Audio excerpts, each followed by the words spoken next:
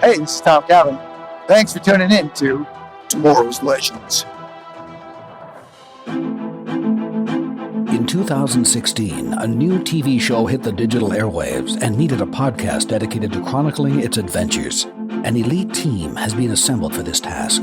Unfortunately, the world's listeners have not heard of this Wonder Twin duo. And although they may not be known now, in the future they will be referred to as Tomorrow's Legends.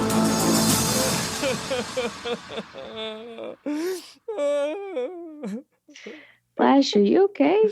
What's wrong? Did something happen? It's all over. Our show ended. I just can't take it. Do you remember this was a rewatch, right? We get to come back in a couple of months for season 5. Oh, that's right. And now, here are your hosts, the Scarlet Speedster himself, the Flash, and the Maid of Mischief, Harley Quinn. Oh, I gotta gather myself. Hello, Legendaires. Welcome back to Tomorrow's Legends, our final rewatch episode of Season 1. And today we are covering episodes 15 and 16, Destiny and Legendary. I'm still the very tearful Flash. And I'm Harley Quinn. Hello, Legends. And hello, Gideon. She has been with us all season long as well. These final 2 episodes were one heck of a build-up to a finale that I forgot was actually pretty darn good. Yeah, it was. It was a good finale. It was a good last 2 episodes. Definitely was. Now, I don't know if I guess a little bit of news. We're the only thing that we know of for when we come back in January, guys, is we're going to, just to remind you, we're going to come back with a kind of a preseason episode, which is going to talk about where our legends are in the Crisis storyline, because I believe they're going to be involved in everything, and there's going to have been 3 Crisis episodes so far by the time we come back. So we're going to talk about that. We're going to give you our Legends perspective on the Crisis event that's going to lead into our season premiere. So just want to let you guys know that that's when you'll hear from us again. Yeah. Yep. That all sounds good to me. And let's get into it. Let's get to Destiny because, man, yeah. I mean, even the titles, Destiny and Legendary, I mean, those are good titles for, like you said, 2 good episodes. And again, yet another great opening with lots of tension. I mean, they use this idea in so many great movies, going all the way back to the Future. You know, that whole moment when Jax runs in from a different hallway right after his other self leaves. Yes. Such a Back to the Future moment, but also very cool and very fun. And like I said, the whole opening was just, oh, wow. Like it got you up and amped up again. It did. Yeah. There were a lot of good moments in this episode for sure. Including the point, because I kept going back and forth on this. Like, I know we've watched this once before and we've been doing this rewatch, but I'm still like, okay, why again? What was the cell? Where was the point where they joined RIP? Like, I just kept going back and forth trying to remember, like, why did they sign up just to save his family? And then I'm like, oh, right. He lied to them. The pitch wasn't about saving his family, of course. It was about saving the world from Vandal Savage and from destruction and blah, blah, blah. So now that I remembered that, they needed to beat me over the head with it yet again. Yeah, it's funny that you forgot that because they did turn it real quick. I mean, it opened up with, oh, you're going to be legends and help me save the world. And when he shows them that projection of the world in turmoil, you forget about that real quick because most of the season has been us complaining about him being so selfish and about saving his family. And yeah, I mean, they brought it up quite a bit in these 2 episodes when, you know, Sarah's arguing with him. Like, why is it okay that we spent 6 months trying to save your family and we can't go try to save our families? Like, what's, you know, that doesn't seem right. Doesn't seem fair. So yeah, it's pretty funny. I mean, the pitch originally was pretty solid, and I think that's what the team actually clung to all season long as to why they themselves are there on the Waverider. I liked how it kept coming back. These 2 episodes, it kept coming back, and it just really showed their determination to see the mission through. Why they signed up, maybe not so much why Rip really got them there, but why they decided to sign up. And that to me just really rings true of a team of heroes. And I really like that. Yeah, and I'm glad that they went back and did that, because it felt in a way like we were going back to revisit the same scenes over and over. But what I liked is that every time we do that, we get a fresh perspective and just something a little bit different that we can take away from it and be either reminded of or just bring it full circle. And so I really, really liked that about this episode. It was good. Yeah, it brought together the whole, and it's only the second last episode, but it kind of, I mean, the way this episode ends, this could have been the season finale, the way everything happened, because that would have been a heck of a cliffhanger to end on as well. But it just tied the whole season together really, really well, I thought, with the way everything, like you just said, kind of came back together, the way we were re-seeing things. It tied everything up nice, and I felt really satisfied after this episode. I did too. Yeah. This was a great episode. I think I actually liked this episode more than I liked the finale the second time around. And we can get into why in a few minutes. But the other thing that I liked about this is probably because we got all of this information. Now, in the end, all it does is it really just makes season 1 make sense, because none of these things really carry forward at all. Yeah. But the one thing that we definitely got, and I know that you in particular speculated a lot on during season 1, was about Thanagar and how that was going to ultimately tie in with like the Hawk people storyline, since they're aren't they from that race or something like that? And so I had forgotten that this was the reason that Savage was live. Like, I knew there was an ulterior motive and like a bigger plan, if you will. And so it was nice to be reminded of that, and then to have it woven, or at least attempted to be woven into their particular storyline with Thanagar and the meteors and the Hawk people and all of that.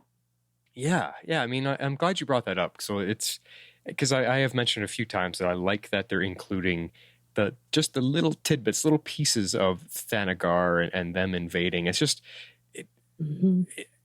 what I found kind of strange is that they kept saying the Thanagars are aliens that are attacking, and just the way they worded it and the way they were saying it kind of gives you a different mental image than a world of Hawk people, because it kind of implies aliens, like aliens we've seen in the Avengers movies, or aliens, in UFOs, or like Independence Day or something like that. That's kind of what it implies. So that part I found a little bit odd, but I still thought it was cool. They kept including the idea of the Hawk people's planet, because in the comic books, like I've said multiple times, Thanagar is where Hawkmen and Hawkwomen originally are from. And it's a planet of Hawk people, and they're a warrior-like race, and that's the Hawkwoman. If you watch the Justice League cartoon, that's where Hawkwoman is from on that cartoon, and they actually go to her planet a couple times, and you see all of that. So that's the kind of history that I think is really, really cool. So I am glad they touched on it a little bit, just to almost pay homage that, we know this is where the Hawk people should be from, but we're going with the other story that they've been reincarnated throughout the time. So anyway, but yeah. Yeah. Well, I mean, like I said, they at least attempted to sort of weave it together, I guess. Yeah. Well, I mean, can you imagine including another planet and anher alien species? I mean, the show wasn't big enough yet in its first season to do that. No, that wouldn't have worked well. All right. Well, the other thing that I guess we should talk about, even though it has no bearing going forward, but it did bring this season full circle and made everything finally. This is when all the pieces started to fall into place, more or less, is with the Oculus and the full explanation of what the Time Masters were doing, how they were controlling the timeline, the fact that they were controlling the timeline, and that only their High Council, knew about its existence and its purpose. So it made sense, that Rip didn't know about it, because if you're like, well, if Rip is a Time Master, well, shouldn't he have known this? And so they at least anticipated that particular question by stating up front that, it was only their council that knew about it. The High Council. The High Council, right? Not exactly. the regular low-life counselors, no. I know, it always cracks me up when it's a High Council. It's like, is there a low? Is there a middle? Is there, what? But anyways, it was the revelation that the legends have been manipulated this entire season. I had quite honestly kind of forgotten about that. I knew there was a bigger thing and that they were manipulating stuff, but I wasn't really remembering that they basically like essentially had no free will, and that the masters were literally orchestrating everything. So that was something I needed to be reminded of. Yeah, and it's such a crazy, kind of scary idea that someone out of time is in full control of how the timeline basically gets written. I mean, it's a scary idea. And then, I mean, that's something that, you know, we struggle with as a human race already. I mean, and I was going to bring this up later, but I'm going to just say it right now. Like we struggle with someone being in control of us, and with, you know, having a destiny and time's already written, our lives or our future's already written. We don't have a choice. That's something human history has always struggled with.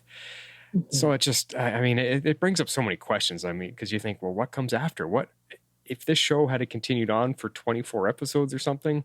Okay, so they get Savage to take over the world, stop the war with the Thanagarians. Well, then what? What comes next? Yeah, those kind of questions came to me this time around, and I mean, I like the twist. Going back to your point a couple of minutes ago, I also liked that twist about Savage being needed to unite the world under one command, under one rule, so that the human race itself stood a chance to save the planet, to fight against the Thanagarians. Because if we didn't stand together as one planet, we'd probably get destroyed or taken over, whatever their agenda was. But it's a interesting, odd way of making us look at the Time Masters and at Savage as maybe not so much the bad guys here. It's just more the way that they went about doing it that painted the bad guy picture. But they ultimately were trying to save Earth and human beings in the end. Yeah, which is what's interesting is, you know, because like if you look at all the destruction they did and all of the people that they ended up killing, I mean, they wiped out half the population to get Savage to be in that position to unite the rest of the world to prevent, I guess, an extinction level event. Yeah. So. Yeah, like I said, it's a little bit mind-boggling to try to piece it all together, but still, it is. It's still cool. It's another good twist in the end, that a reveal kind of twist that's just, whoa, okay. And you have to step back and take a look at it, even though we all like, oh, Time Masters, my God, they you know, what a bunch of jerks, you know. But it still is something that you have to really question, and it's like a lot of movies and TV shows, the greatest villains, and I think we talked about this in the last couple of weeks, the greatest villains are the ones that don't think they're evil. Exactly. The ones that think they're doing a good deed or a good job. And that's what makes the best bad guys. So, yeah. Exactly. Well, this whole concept, and it'll play in, you know, throughout the finale, but just the whole fact that free will was an illusion, because they made this out to be a really big theme this entire season, especially for Ray, with the whole like Kendra and Carter storyline. That was the whole point. It was like destiny versus free will. And then, you know, with Carter out of the picture, Ray was trying to prove that, you know, we really do have a choice. We really can exercise free will. But then come to find out that not only can he not with Kendra, because, you know, Carter's back in the picture and they're always destined, you know, to be with one another. But then come to find out that even nothing that he's done, because the Time Masters even are manipulating everything. Like nobody truly has any choice. They just did exactly what the script was written out for them to do. So it's just it really makes you think. It's a very interesting thing to think about. Interesting concept. Yeah. And that's what this first season was so good with their writing, like just the depth of creativity and the themes they were pulling on. It was really fascinating storytelling. And I think it's kind of funny. The first time through, we all thought, oh my God, what a waste of time, you know, and they chased Savage all season long, never caught him. And then they kill him in the end real quickly. And that was the complaint. In this season, we're not seeing that at all. We're enjoying a whole different aspect of this season and what they were doing and what they were writing. And it makes me think, boy, if they had another 4 episodes or something and they could have stretched a couple things out a little bit more, so we got a little bit more in-depth explanation of things, it could have been even more awesome. I definitely have enjoyed this more this time because I'm looking at it differently.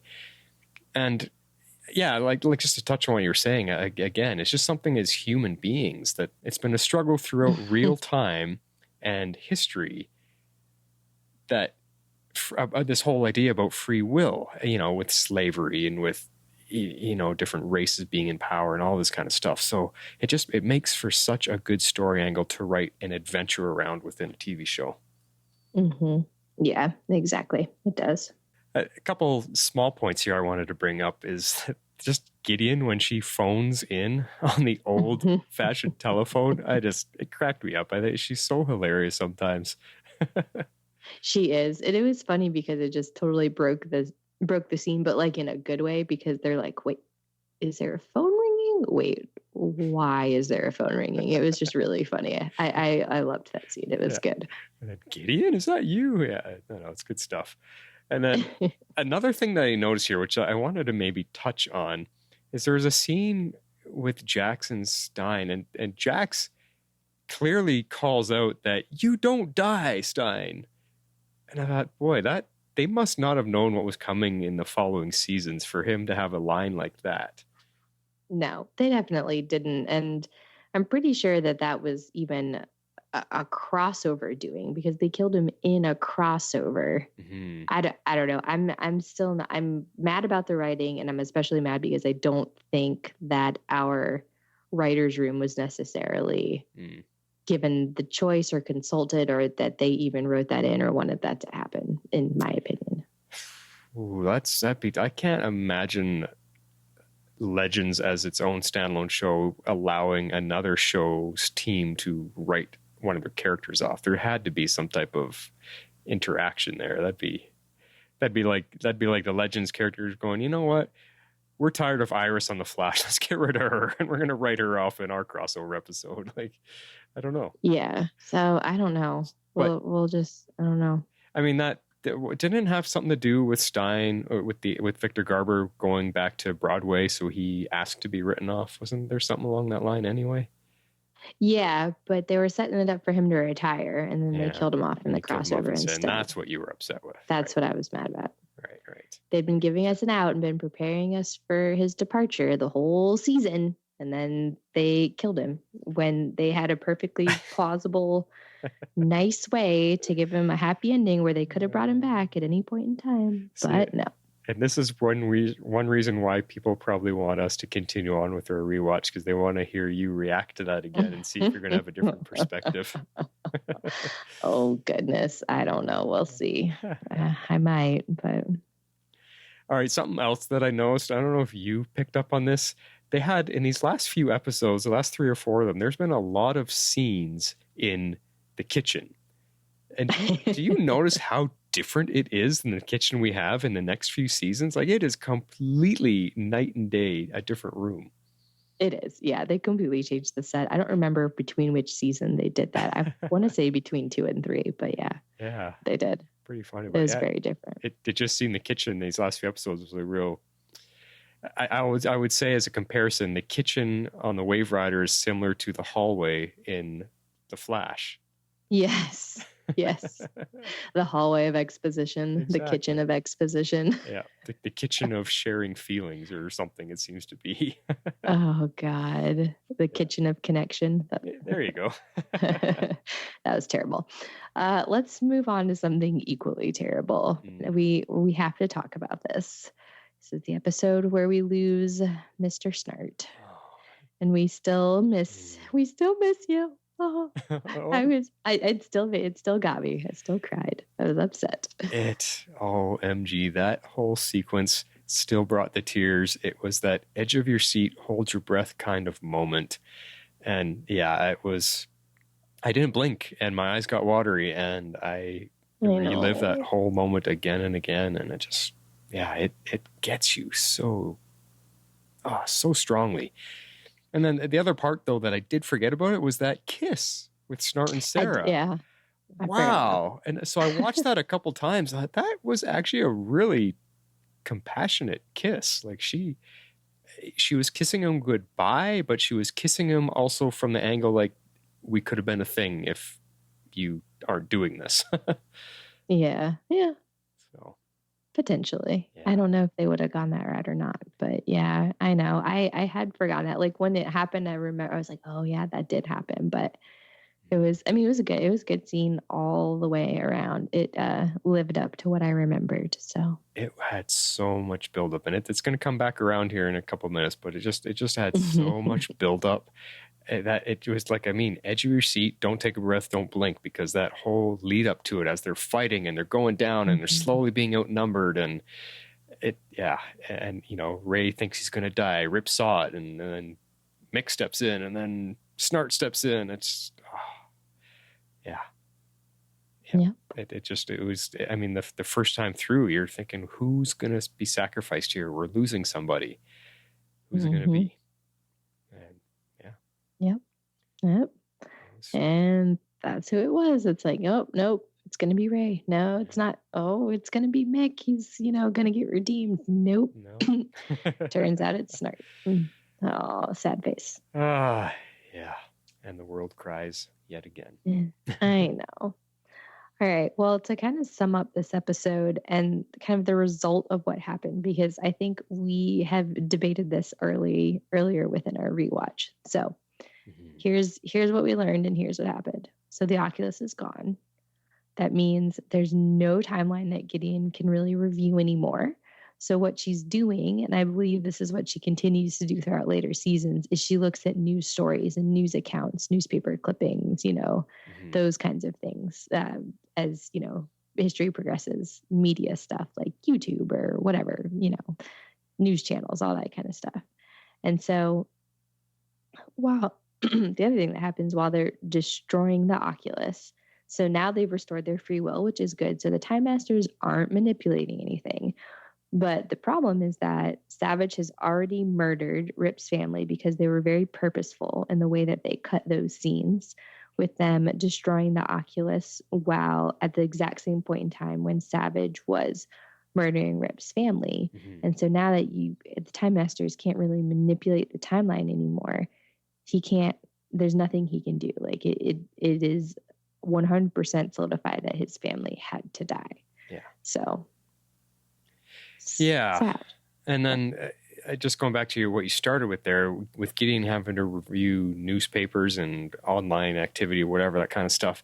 What I'm wondering about is, does she have a stored historical account of the original timeline before anything gets changed? Does she have that stored in her record bank so that as she's reviewing the stuff happening now, she's able to compare the two to notify them, hey, this has happened, something's different?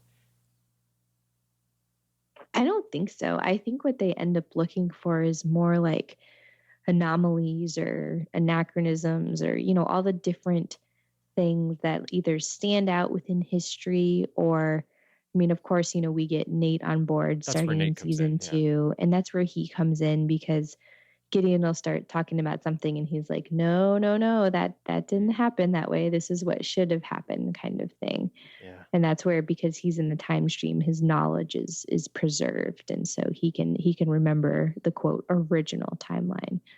So I think that's how they get around it, is it stopped being, we're reading the timeline and we're understanding like what's changing. And it turned into, where are these anomalies, starting with anachronisms and then moving, eventually into magical creatures and the like. So, yeah. And the idea of the timeline being no longer manipulated now, it is kind of a freeing sort of finish to the story.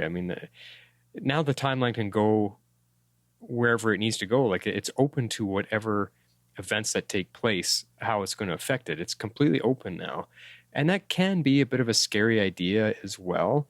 You've got Vandal Savage, who now has a time ship, and this is something I picked up on. We may be missed because we've been talking about this throughout this rewatch, even, that once the Time Masters are gone, like how they're all dead. Remember we were talking about, that when the Oculus and the vanishing point blows up, they killed everybody. But after the destruction of it, he contacts a Time Master.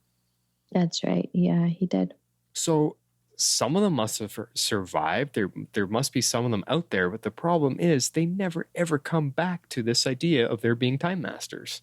it completely gets left off the table, and which is strange. And that's why it surprised me. And when he wait a second, he just called one. So they didn't all die in the explosion. Yeah. But where'd they go? They disappeared. They didn't have a purpose anymore. Very interesting. I guess. I don't know. Yeah, it was interesting. So I don't know. I doubt that'll ever come back. But no, because it's been too long now. If they didn't come back within 4 seasons, I doubt it should have come back season 2, but it did not. So yeah. All right. Second last episode of our rewatch, and we've got some good quotes for you. Let's get into those. Shape of an eagle. Did you find something funny? As intense edge of your seat as this episode was, did you actually find something funny? I found something that I found amusing, yes. So we'll see if everybody else did. Oh, so this is like your dark sense of humor? Probably. Okay. All right, this is called Predetermined Future. A future where I'm dead, apparently. And why would they want you dead? Have you ever listened to what comes out of his mouth? Now, in my opinion, Dr. Palmer's death is not part of their plan. No, that's not reassuring. Ow. You saying the Time Masters wanted me to do that? Okay, it's funny. Yeah. Because he smacks him. Yep. That was the part that was funny. Good stuff. Good stuff. Well, you know me, and coming to our end here, I could not decide between two quotes here, 2 moments, 2 dramatic scenes. I've got 2 here that are just really heavy duty stuff that I loved so much. And since it's coming to the end and you're not going to hear from us for, another few months, I'm going to play 2 clips and you just have to live with it. Sounds good. So the first one is called Hidden Feelings. And this is with Ray and Mick in the Kitchen of Connection, as Harley christened it, having a heart-to-heart with each other. And I just love this scene. If I'm gonna die, no sense watching my diet. Time Masters have been known to make mistakes, you know. What if those mistakes were all part of the plan? Actually, I gotta stop thinking about it. The temporal implications are infinite. That's why I don't think. Not bad, right? Good. So how'd you do it? Do what? How did you not get turned into Kronos? You said the only way you held on to yourself the first time was by focusing on your hate. What did I focus on this time? The team. How much you cared for us? And thought about how royally screwed you'd be without me. My point being, if I can survive not being turned into Kronos, you can survive anything they throw at you. Thanks. Keep it in mind. Well, you better. Because if you tell the team I actually care, I'll shave your head. This is good. See?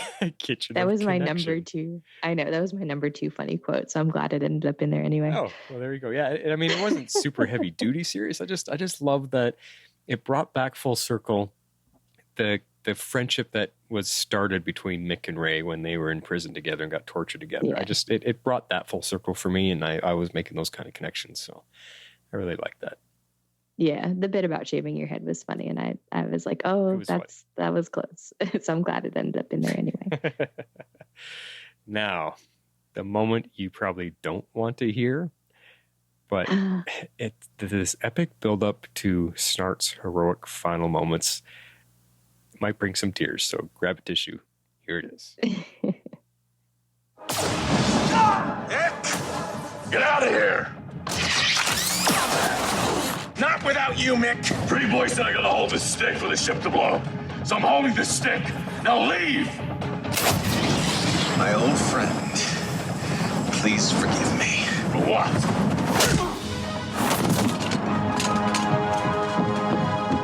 Get him out of here. No. Just do it.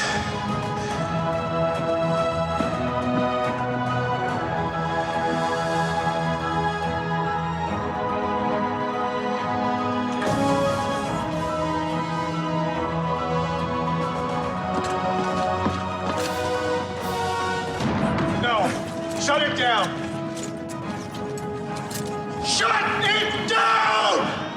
are no strings on me.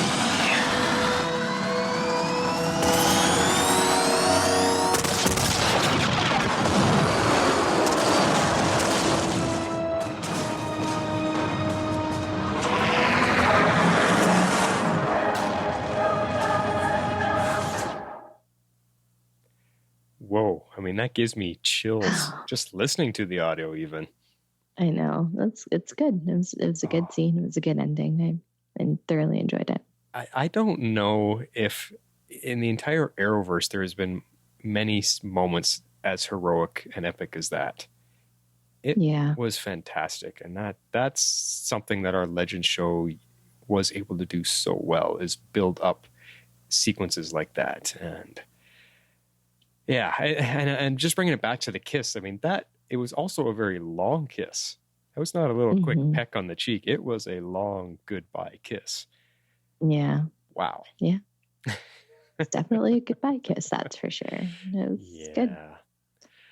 Well, what an awful thing to end on, but let's move into the next episode called Legendary, the finale, our last episode of season 1. And it it kind of lives up to that name. It's quite a legendary episode. I think I enjoyed it this time around probably tenfold compared to the first time. I don't know. I think this whole season rewatch really, really hooked me. I was really just in it for the adventure and the action and the wow moments of it. And I got all caught up in it again.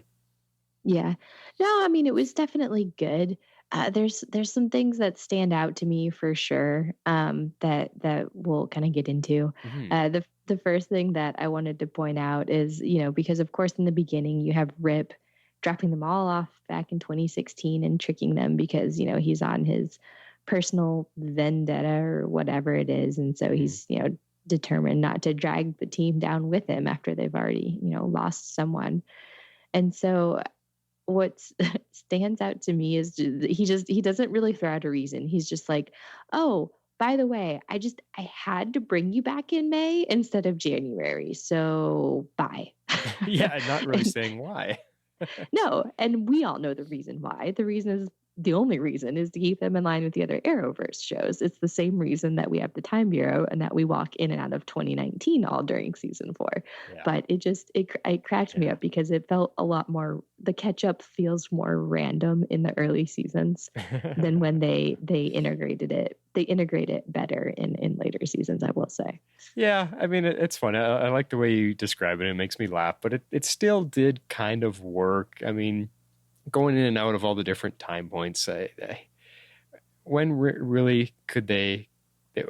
they could really have just come right back to 2016 and nothing would have changed, nothing would have been different. They could have come right back to the point that they left on if the show was not trying to connect to the other ones. So yeah, if you think about it, if they actually did that, actually wrote in that they were all going to return to the point that he picked them up at, after doing an entire season of missions and saving the world and all that, and they come back and nothing has changed, nobody knows the wiser, it would kind of almost feel like, well, what was all that for?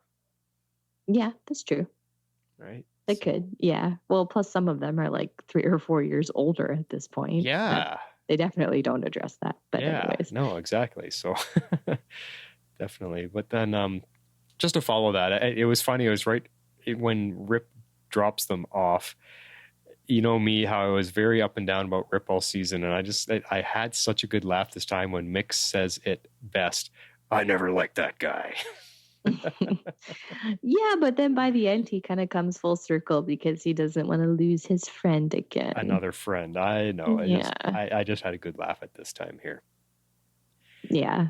Now, I forgot that Quentin Lance makes an appearance here, and this was in these moments when after Rip drops him off, and these scenes with him and Sarah, it really highlights how good of an actor Paul Blackthorne is, and just the timing of it all with Laurel dying during the Arrow season while our Legends team was off chasing Savage. It makes for really good drama, really good storytelling. The fact that stuff actually did happen in those 5 months that they were gone. Sarah has to come back to find out her sister is gone. And just like I said, Quentin's performance, and along with Sarah's performance, I should say Katie and Paul's performances here together, it just, I mean, her anger and then her tears and his, I don't even know, like he's so upset in what he has to tell her when he should be really happy that she's come back. It's just, I mean, that was really powerful stuff. And it just makes me appreciate him guest starring on our show that much more. Yeah, he's great. He was at Dragon Con this year too. And I'm so glad that he continues to come back, even though he's not really on the shows anymore, because he was a great actor. And I always liked his character, and I was sad to see him go. And he's fun. He's a good person. So it's always kind of nice to see him on screen and off. So, and he's not from North America. He's got a strong accent, doesn't he? Oh yeah, no, he is not an American. He's British. Right. Yeah, and it's amazing how well he hides it. Holy cow. Yeah, he does a really, really, really good American accent. It's impressive. Yeah. The other thing I was laughing at was Mick and Ray here this episode. I thought they were actually pretty funny together. In the moments they had, they just had some good banter back and forth. And there's a lot of good banter in general in this episode. Sarah had a lot of good little lines too. Yeah, she did. One thing that it's almost like a wickedly evil laugh is that when the show opens up and Kendra's running through the forest and there's fighting going on, and you see that she's way back in 1944, and that super nice friendly soldier stops to help her and gives her his helmet and all that. He's just being a nice guy way back in the 40s, and she gets him killed. I know. Kendra, you suck. He was such a nice, friendly guy in the middle of battle, in the middle of a war against the Nazi Germans, and you get him killed when he's just trying to help you. I know. I found that to be sad. I didn't remember that Savage killed him. I was like, oh, yeah. That's sad. Poor guy. But at least Rip can get his helmet now. Yeah. I was just like, poor friendly soldier. I know. Now, I meant to mention there's a couple lines in the last couple episodes I forgot to bring up, but I got one written down here that I know you just love to pick apart, and it was one of Stein's crazy science ideas, and this one was chronometric repositioning. Mumbo jumbo. I mean, they're creative with their terms. I will give them that, but yeah. And there was one sense. 2 episodes ago when in our Tuesday's release, we were talking about when Stein drugged him again and threw him on the time ship and sent him back. Yeah, I know you had a pretty harsh reaction to what Stein called. Oh God, it was like quantum retrocausality. Yeah, I was like, oh God, it's just a heavy eye roll. I mean, the words all make sense, and I understand like what they're trying to like state with those words, but they're nothing more than that. I mean, very much comic book science. But I love it so much. I love that he can deliver it so seriously that it actually is a thing.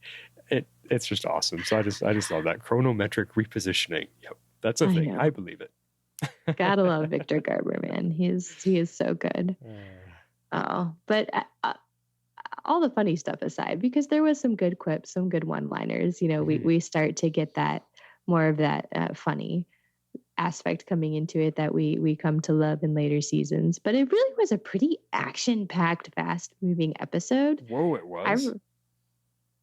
In parts, I thought. I mean, I honestly felt this. I think I have a note about this later, but to me, a lot of this felt rushed. It felt like they were trying to pack a whole lot into like 42 minutes, and parts of it did feel really, really rushed. Like, I liked the fighting in 1944.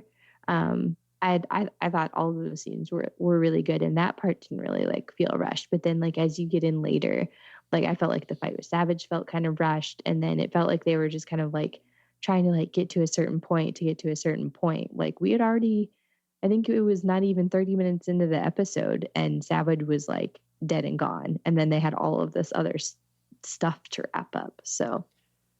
Yeah. I wonder what the timestamp was when they actually kill them off. But you are right, though. I mean, that 1944 fight was a really good sequence, and especially the effects of Ray flying around, because he kept taking off, flying, and then landing and throwing in a few punches and kicks and tossing guys around.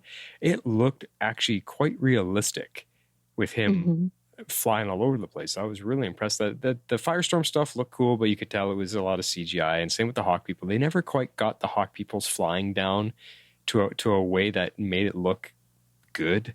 So I was kind of a mix there. But the fight itself was cool. I mean, Savage had his futuristic laser guns fighting Nazis in World War II. Like, really not fair fight there. Nah, definitely not a fair fight. But yeah, I mean, where I agree with you on things feeling rushed was the fact that they brought in that whole transmutation idea. I mean, a little too convenient that in the finale is when you just discover it and then you practice it and then you put it to use all within 42 minutes. That's where I totally agree with you, it being a little too rushed. But the fight stuff did come a little fast with Savage, but I actually really, really enjoyed it this time. The three fights in the three different time periods, I actually felt the intensity of it. There was a lot of tension built up this time. The pace was fast, and they really pieced it together really well, kind of similar to quite a few episodes ago when you were highlighting the fact that the three different fights that were happening were all choreographed to look exactly the same. Yes, I agree. I felt they did something very similar here with the three time periods and how everything had to happen at the right moment, and they're all having to kill Savage, because each fight, even though we got to this point quick in the episode, each fight did not happen very quickly. It took a long time for them to each kill Savage in their own rights. That's true. That's a good point. You know, because you had Mick and Ray fighting him, you had Sarah fighting him, and then you had Rip and the Hawks fighting him, and all three fights were actually really drawn out. And I wanted to actually rank them. I'm curious how you felt about each one, so I wanted to rank them here. And for me, the one with Mick was the best of the bunch, because they've been showing us all season long that Savage can take on the whole team all by himself, and he's this unstoppable guy and can, you know, I guess over 4,000 years, he learned many different fighting styles. But I just loved that Mick was able to go back to good old street level beatdowns and just overpower him. And like it reminded me of watching one of Sylvester Stallone's Rocky movies, letting the Russian just pound him, and he can take it, and then he comes back and just lays a beat down. That's what it reminded me of. Mick was just beating him down. It was so satisfying to watch. I loved it. And then I think coming in at second is definitely the Sarah fight, because you could tell that she was exacting her revenge for losing Laurel. She was exacting that revenge out on Savage. She had that emotion that she was using to take Savage down, and she wasn't going to lose no matter what. And it was just cool when she first runs in there and he throws all those throwing knives at her, and she just, you know, ting, ting, ting, smacks him away with her staff. It's cool. It was a cool moment, and, you know, a really good fight. The one that I didn't like was actually the last one on this list, the Hawks with Rip.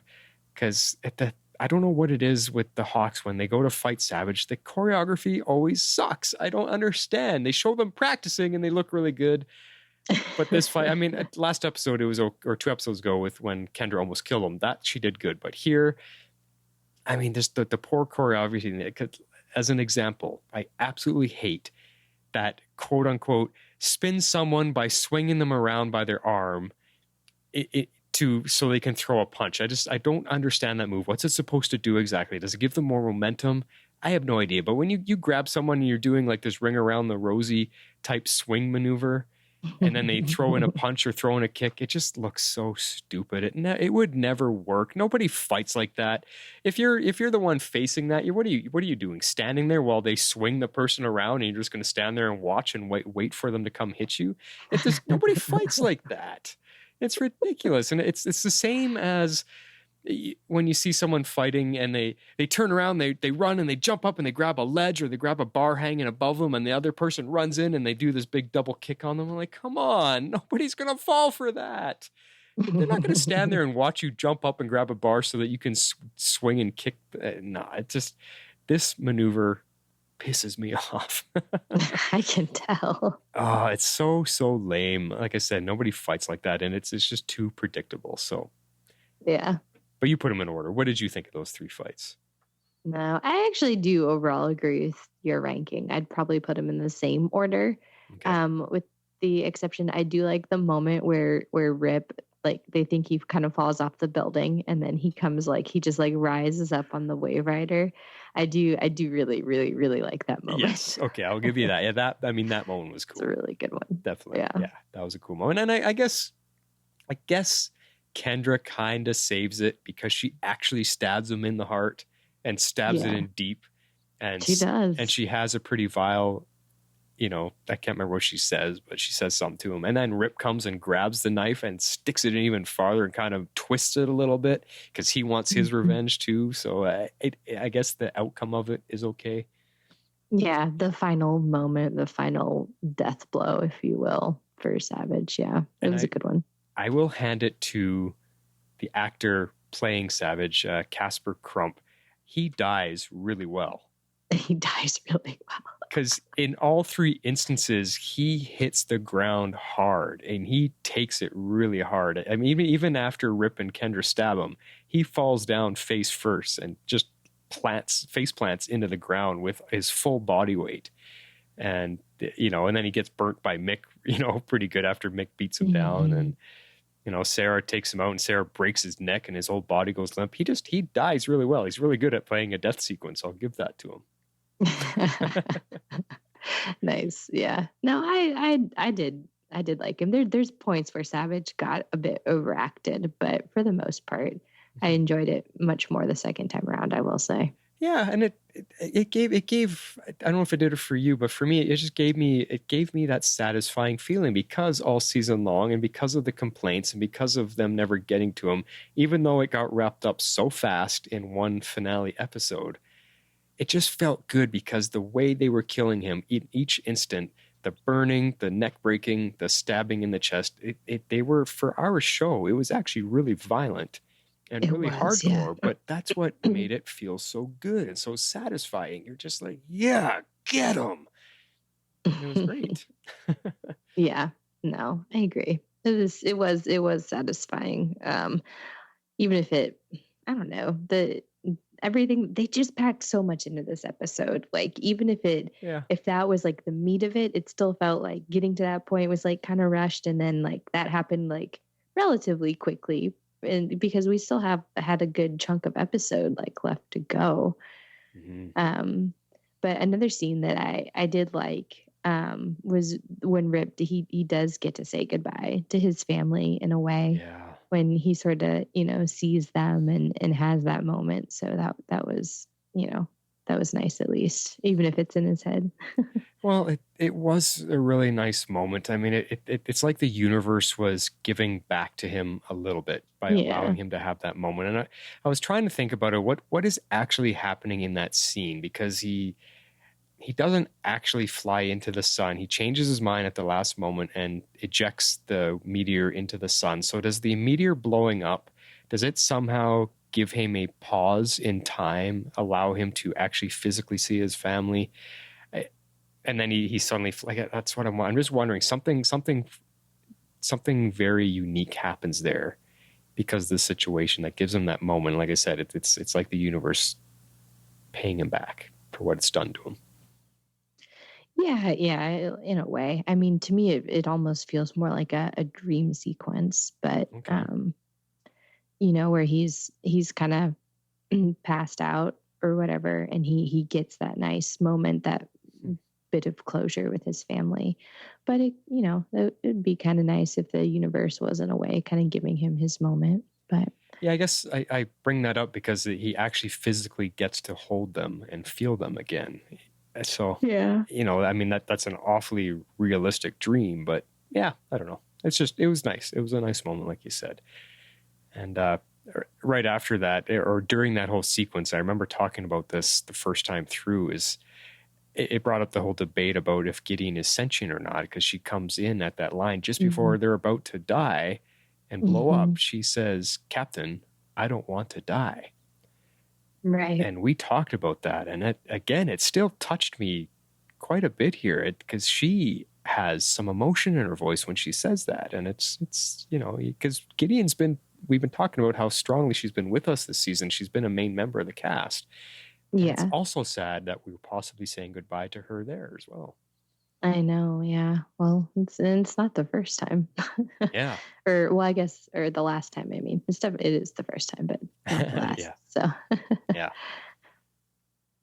But so, I mean, this is another one of those reminders that I have as our kind of next point to talk about is like what the legends decide to become, because Rip, the Time Masters are, even if I guess there's still some of them out there and alive. I mean, if a number of them died, and I think they're more or less disbanded. Without the Oculus, they can't continue to manipulate time, so they don't really have a use for them. So Rip, has just decided he's going to protect the timeline, and he's going to look out for stuff and just make sure that, everything is in its place and that there's nothing out of order or whatever. They end up finding all the anachronisms, and I forget exactly why, but.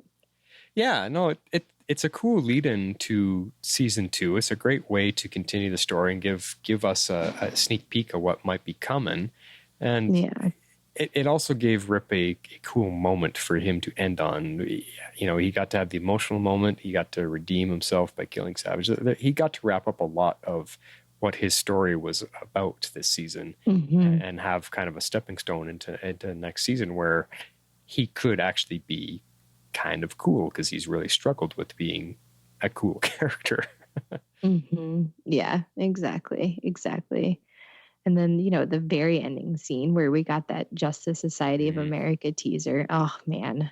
Yeah. I still wish we had gotten more of that in season 2. I will say that I was disappointed by that not really having as big of a play in season 2. But yeah, they really let that idea fall by the wayside. I mean, drop the ball. It's like they had all these intentions going into it, and then when season 2 came around, they're like, maybe we shouldn't do that, but we already signed these actors on, I guess, because it was a couple of really weak episodes and nothing really happened with them, and the story went elsewhere. It's unfortunate, because I remember people getting so excited about the idea of the Justice Society and what characters are we going to get to see, and when they first introduced them, okay, this is going to be awesome. Oh, way to go! Like, we're going to get to see a historical, version of some of DC's past. So I know. Yeah.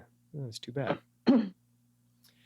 Too bad. But, to tie up this episode and tie up our whole season rewatch, I think overall it's been a really, really good season. And the way this episode ended as our season finale with yet another cliffhanger ending, which I've been really, cheering about and high-fiving the writers about how many times we had cliffhanger endings to our episodes this season. They did it yet again to finish this off, and it really wants us to come back, has us wanting to come back for season 2. It was such a good ending, and I don't know, just now that we're here, just overall, the entire season, I really enjoyed it this second time around, much more than I did the first time. And I think because we went into so much more of an analytical perspective, and this time we were just here for the ride, and let's see why we thought there was bad things about it, and there wasn't. It was so enjoyable and so good, and this really reinvigorated my love for this show and these characters, and why you and me started this podcast. Yeah, I agree. I'm definitely glad that we decided to go back and do it. And I definitely have a much better appreciation for where the show started. Although I will say it has brought season 4 down more for me. And that's the downside of doing this. I know. Yeah. Yeah. But it's funny because we talked about that. Why is it season 4 out of every show has been their worst one? It happened to Flash. It happened to Arrow. Season 4 has been their worst seasons. I wonder why that is. I don't know. I don't know what it is. The, unlucky number 4, I guess. Yeah. Well, let's hope that, like Arrow, season 5 is a big bounce back and comes back for Legends, and we really get something cool with what they're doing. Because, we want to continue on. We want to continue loving the show and talking about it. So exactly. Yeah. Well, we're not done yet. Let's get into our quotes to finish off this season 1 rewatch and what we liked best about the finale episode. Shapeouts and Eagles! All right. What did you find as a funny moment in our epic finale? Well, I actually had a different quote written down until we got back to this quote. And I was like, oh, yeah, no, it's still funny. So I went with finger looking good. Yes, you did.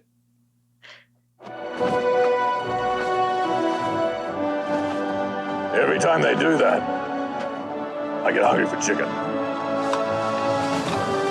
So, shall we? Mick and his one-liners. Yeah, that's just hilarious. The look Sarah gives him, too, after that. I know. I was like, I have to do this. Yeah, I remember liking that one. I think we even used that one before, too, but who cares? We That's definitely our did. favorite. Well, I think my serious moments are very, very heavily themed with Mick and Snart. And I'm going to cry again. this one, how could I not choose this one? We didn't think we were going to get to see Snart again, and they really, really gave us some fan service, some love for a beloved character all season long when none of us expected him to go the way he went. And we got to see Mick go back in time a few years before they get picked up by Rip to get to see him one more time and tell him something that Mick needed to say. And I called this one Goodbye to a Friend. Mm. Why are you looking at me like that? Wasn't sure you'd make it. You left me a message, I came. What of it? I just wanted to talk. You and I, we've done a lot of thieving. A lot of cool stuff, a lot of fun. Anyway, I just wanted to make sure I said something important that wasn't left unsaid. Mick, I don't do touchy-feely. If you got something to say, say it. This wasn't a good idea.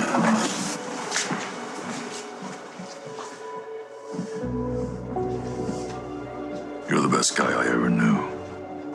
You may not think you're a hero, but you're a hero to me. You got that? Yeah, I got it. See you around.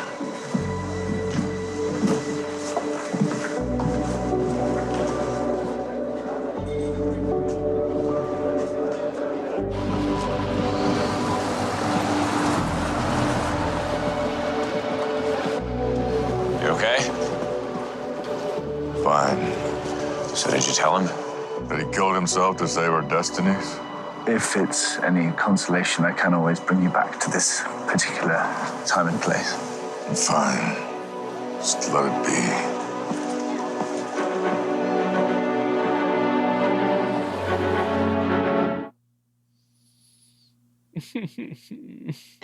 Yeah, that got me. My eyes are a little bit watery. I will not lie. Yep. It's the music that makes that one for me. Yeah, which our show has been so good at doing all season long, every season. Yeah, the music and just listening to the way they both delivered those lines, like Mick actually breaking down and needing to say something like that, which Snart, you can, at first he's like, this isn't like Mick, why, and I just love that Snart's like, I'm not the touchy-feely type, just say it. But then after Mick says it, you could hear the quiver in Snart's voice when he says, yeah, I got it. In that moment, he knew what Mick was trying to tell him, and it affected him. That doesn't matter if he's not touchy-feely. That got to Snart. Mm-hmm. And yeah, it's and even just Mick, as he's walking out and Ray and Rip are there to greet him, you could just see how hard that was for Mick to have to do that or get to do that. He just lost his best friend in the whole world, his brother, his partner in life, really. Mm-hmm. Yeah. It's hard. It was a hard scene. It was a good one. It was a good scene. Yeah. All right. Well, let's move into our last feedback of the season. And we actually got 2 emails this time. So we're going to kick it off with this. Holy Twin Powers, activate! And then we're going to take it with Kerry Johnson, as he always does. Me first or you first? Doesn't matter. Okay, I will start off here. He says, Destiny. So, first off, I really like the things that this episode set up. It was better detailed in the finale, but by destroying the Oculus, the Legends set themselves up as the new Time Masters, which, at the time, set the new course for the entire series. It was a good call and course correction, moving them away from the Vandal Savage storyline. It also seemed to firmly establish the threat of the Thanagarians in 2175. If the Time Masters perceived the Thanagarians as such a vile threat that they were willing to align themselves with the murderous, duplicitous Savage, then they must be fearsome. However, unless I'm mistaken, Legends totally dropped the Thanagarian storyline. Yes, they did. I don't know what kind of series finale Legends producers, directors, writers had in store, but if they're fortunate enough to know when their last season will take place, it would be a great idea for the Legends to return to the threat of the Thanagarians. Oh, I like your that could be interesting. Thinking there, Carrie. To bring it full circle, yeah, because since the Time Masters couldn't manipulate the timeline anymore, they basically said they couldn't orchestrate that to happen in 2175. So there's no defense. Yeah, there's no United Earth defense under Savage's rule. No, but I don't even think it's guaranteed that was going to happen because they're not manipulating the events anymore. See, now you also have to think way back because they said in one of these episodes during the Egypt flashbacks, I think it was Savage that was explaining, he said Thanagar sent those 3 meteors to Earth. As kind of, and I remember, I think we were talking about that. I think that was either like a test by Thanagar or a warning shot kind of thing that were coming. And this is the type of, so it's interesting to think. So if 4,000 years ago, they sent those meteors here and it's like 5,000 years from that point in time, they are coming to attack. That could be a very cool way to wrap up Legends. That'd be interesting. Yeah. I'd be down for that. Yeah. I like it, Carrie. Send that in to the writers. All right, so he goes on. The final season could be about the Legends traveling through time to put together a team worthy enough to take on the Thanagarians. Cool. They come across some really cool DC heroes and villains. Hell, they could even reconnect with a much wiser and better trained Hawk couple. All right, sure. However, showrunners might consider the plotline too similar to the Crisis on Infinite Earth storyline. I still think it would be a good way to wrap up the Legends story. Yep, I'm on board with it. So let's get into the theme of this episode a bit. Fate, destiny versus choice. There are things the show has proven are destined to happen. Rip's family is destined to die. Jax's dad is destined to die. Snart's dad was destined to be arrested, ruining young Leonard's childhood, etc., etc. As the show has said on many occasions, time wants to happen. But even in light of that, when all seemed lost, it was really inspiring that Ray maintained hope, noting that with Sarah and Snart free, the team still had a chance. Ray truly is a ray of sunshine. And although the Oculus showed Rip that Ray died in the explosion, it was an important thematic choice for Ray to survive. That's because the whole team learned they were being manipulated through time and the choices didn't seem to matter. They could have totally given up. Instead, Ray looked death in the face and didn't flinch. And because of the hope he inspired, Mick was willing to sacrifice himself. Then Snart was willing to sacrifice himself. And what did they sacrifice themselves for? Did they sacrifice themselves to kill Savage? No. In my opinion, they were willing to sacrifice themselves for the freedom of choice, to break away from predetermined fate and destiny.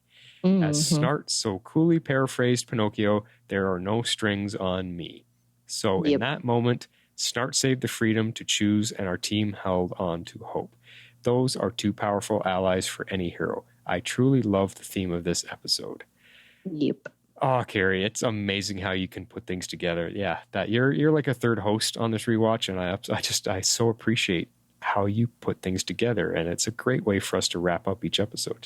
I'm just going to say thank you right now. It's been awesome. He continues on with his stray observations. The final scene with Mick and Ray was great. In the scene, Ray helps Mick understand what Snart's sacrifice meant and gives him hope. Mick helps Ray tap into his need for vengeance.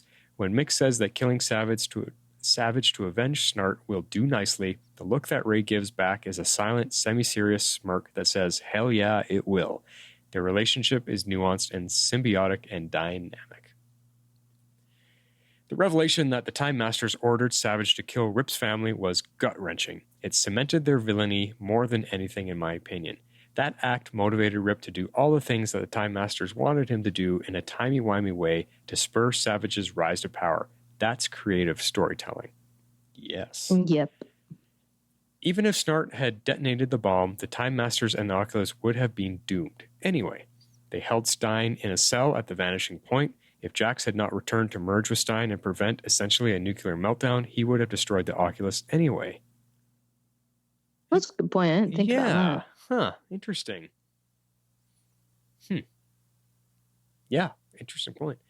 Watching Jax and Stein interact in Central City 2016 was just really cool. In a very short period of time, Franz Dramé and Victor Garber developed incredible chemistry on Legends, a chemistry that maintains itself to the very end. Yes. Upon realizing that Ray was going to die, he began eating cupcakes. That so reminded me of Zari. Yeah, I guess. Kronos' suit is really, really cool looking. I think it's the second best suit in the Arrowverse behind Deathstroke. Well, it's very similar to Deathstroke, so that's probably why you feel that way. They just kind of removed all the orange coloring, really. Yeah, it is really similar. But I do agree with you. It's cool looking. The Snart and Sarah flirtation that ended in a kiss had 10 times the chemistry of any of the Hawk kisses. Yes. Finally, to Martin's point last week that our heroes often are seen punching the bad guys even though they are wearing helmets and armor, have you also noticed that often the bad guys have guns but opt to fight hand-to-hand when Sarah is around? Seems like they could just shoot her and end it all, right? Another good observation. Yes. Yes. Glad your eyes are open for that kind of thing, because it also happened again in these 2 episodes, the barehanded punching of helmets. Yes. But you know what I mean. Thanks so much, Carrie. That is just an awesome collection of thoughts about that episode. So moving on to Legendary. Take it away, Harley. All right.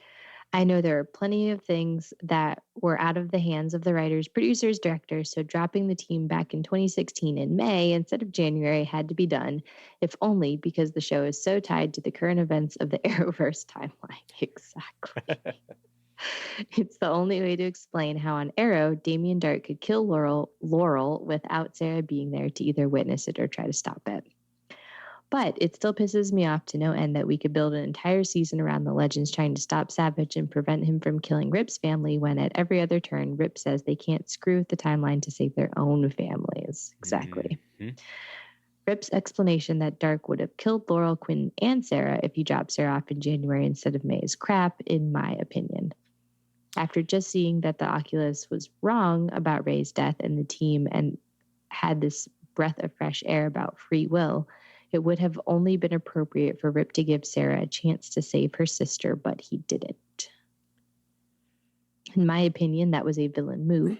And here's why. I'm just going to interject for a sec. I think the only thing I was thinking of there, because I was agreeing with you on your feeling, but I think Rip looked, with Gideon, he looked ahead at the timeline. If he had to drop them off and given Sarah a chance to save her sister, then they all would have died. I think he looked, that's what the point he's trying to get across, that he looked into that possibility already and saw that they all die instead. So that's my only little defense for that. Yeah.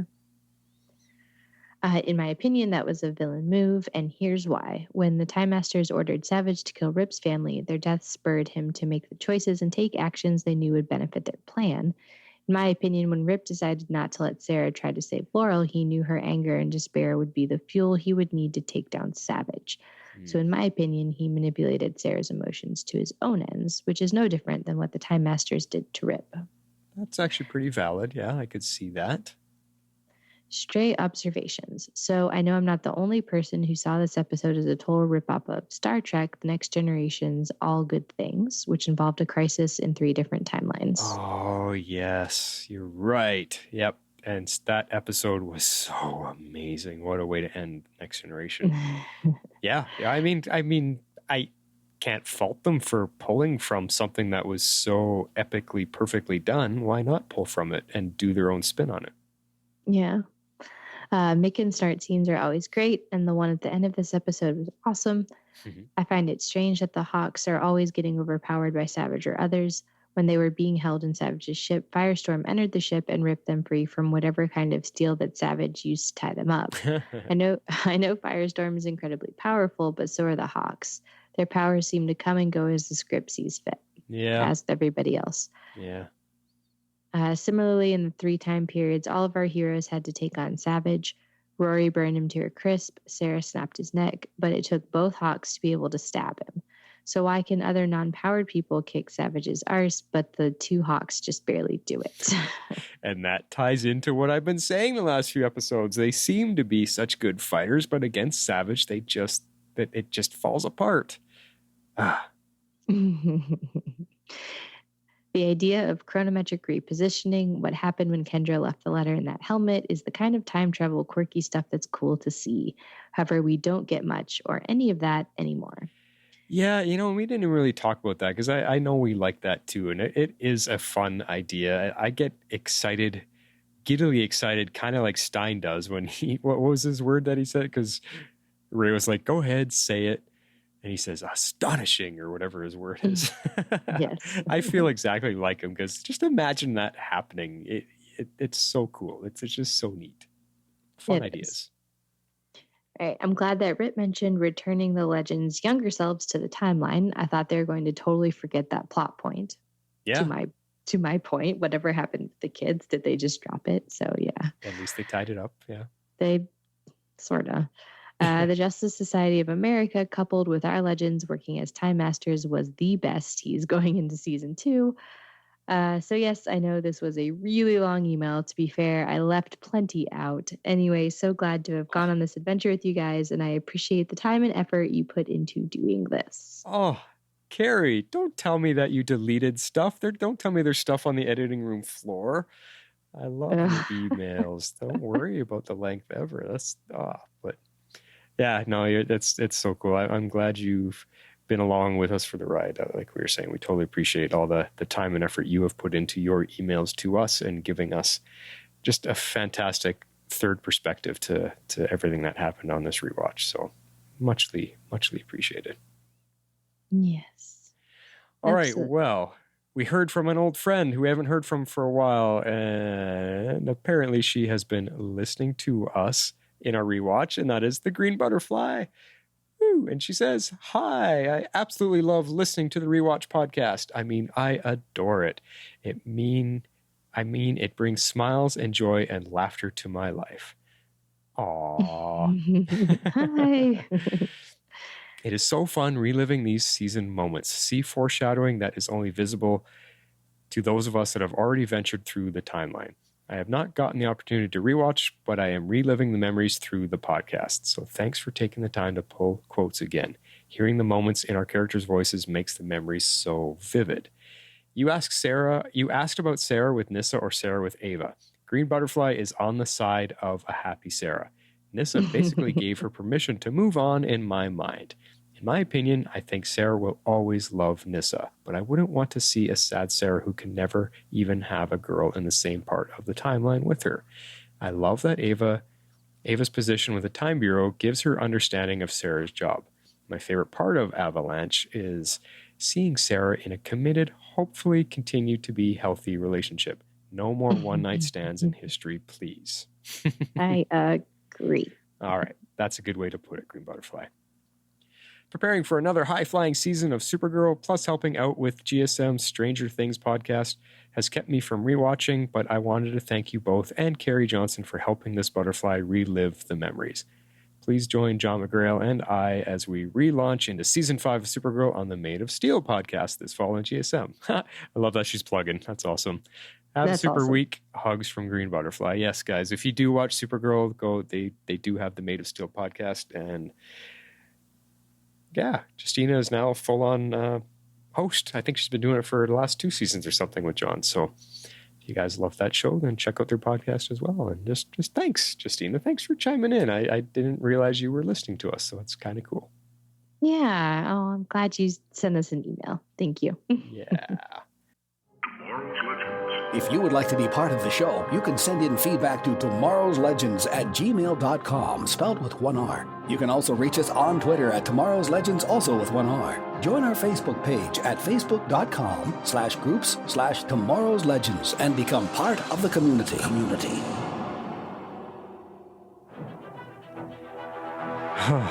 You know what the music means? It means we're wrapping this up. And we're wrapping it up for a couple months. We are. You are about to be a very, very busy Flash, but I'm about to go into watch mode, and I get to just watch all fall along. So, yeah, you're right. I kind of envy you, but I kind of am excited because, you guys know I do Arrow Squad as well, and me and Cammie just kicked off our preseason episode today. Actually, I think it was released, so that is out there for you Arrow fans, because Arrow returns next week. So I'm very excited about that. So join us there over on Arrow Squad. And then, one last plug, since we're doing plugs all of a sudden. My new podcast based on The Mandalorian. It is called The Mandalore. If you guys are Star Wars fans, join me on that. I am hoping to be the first one out of the gates with a podcast based on that TV show. And I need all the help from everybody to make this thing a huge success. I want it to basically explode. So yeah, check out The Mandalore. It's out there. I will be recording a preseason podcast for it as well. So guys, thank you so much. This has been so much fun. Harley, I'm glad we decided to do this. I'm kind of speechless. Yeah, I don't know. I'm having trouble finding final words because... Final words. It's not final. We'll be back. It'll just be a couple of months, so you don't have to be too melancholy. All right, we won't wrap that. I was trying to go full circle back to my crying in the beginning here, but yeah, you know what? We're going to be back in January. We're coming back right in the heart of the crossover. So what the heck? We're going to take a break for a few months, guys, and we'll be back with our pre-Legends season episode. And until you hear from us again, just everybody have good winter, good holidays. Because Christmas is going to happen. That's true. Have a safe Halloween. Happy Thanksgiving for Canada and the States. Yep, Thanksgiving is this weekend. You haven't had Thanksgiving yet, have you? Okay. Nope, it's this weekend. Happy for Thanksgiving. Early, weird Thanksgiving. And happy November Thanksgiving for those of us that are normal. And happy New Year, Merry Christmas. I don't know. We'll be back before Crisis, so we'll be back before Christmas. Yeah. Or during Crisis, so. Exactly. Well, just follow us on the Facebook page and follow us on Twitter because Jess is in there all the time. So anyway, guys, I've had so much fun. So thanks for everything. Thanks for being with us. This is The Flash signing off. And this is Harley Quinn. I'm out. Tomorrow's Legends is not affiliated with CBS, Warner Brothers, or the CW. We're a fan-made podcast for entertainment purposes only and are part of the Cybercast Network.